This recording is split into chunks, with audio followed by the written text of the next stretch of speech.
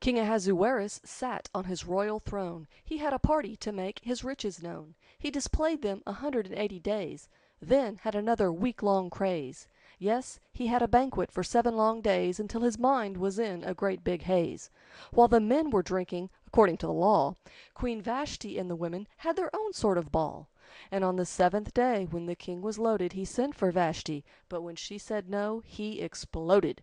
So he consulted his wise men, as was the tradition, and Memucan came up with a suggestion.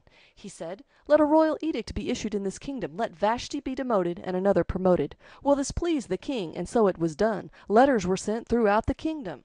Now the men, over their houses, would be the master, but I'm sure the women thought this a disaster. So when the king calmed down from all the commotion, his men went out for women so there could be a promotion. There was a Jewish girl, and Esther was her name. She was unlike Vashti, 'cause when Ahasuerus called, Esther came. So this pleased the king, and he crowned Esther queen.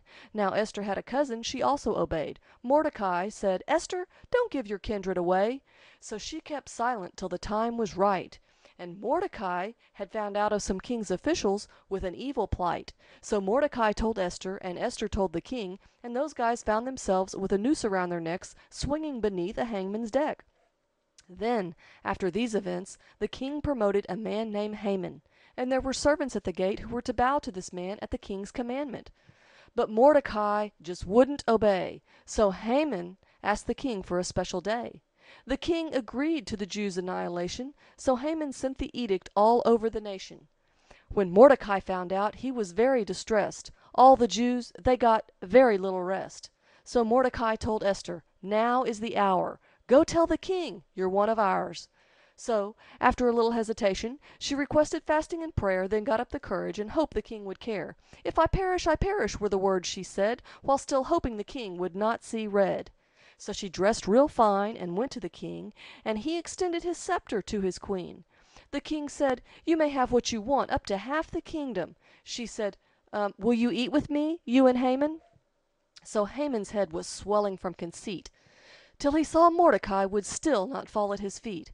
So Haman's lovely family and friends suggested a plan to him. They said, "Kill Mordecai and forget about the man."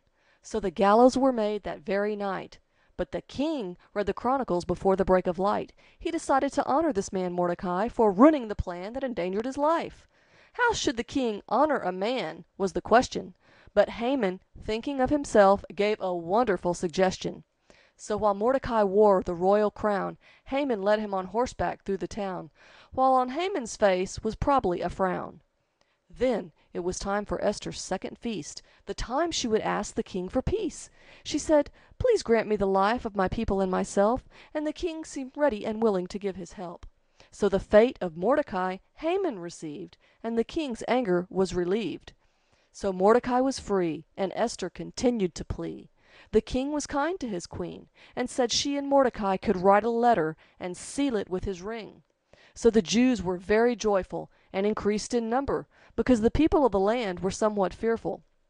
When the day of fighting began, the Jews, they had the upper hand. Even Haman's sons were put under the land. The fighting was over in just 2 days, and the Jews began to celebrate, but they chose different days for their celebrations. So Mordecai sent out a letter of communication. He said, "Let's celebrate on both days, and may every generation follow our ways." Purim became the name of the celebration, and Esther sent a letter of commendation. So these customs were established at Esther's command, and they were practiced throughout the land. And Mordecai's greatness in the book was recorded, for he spoke for his people and did not go unrewarded.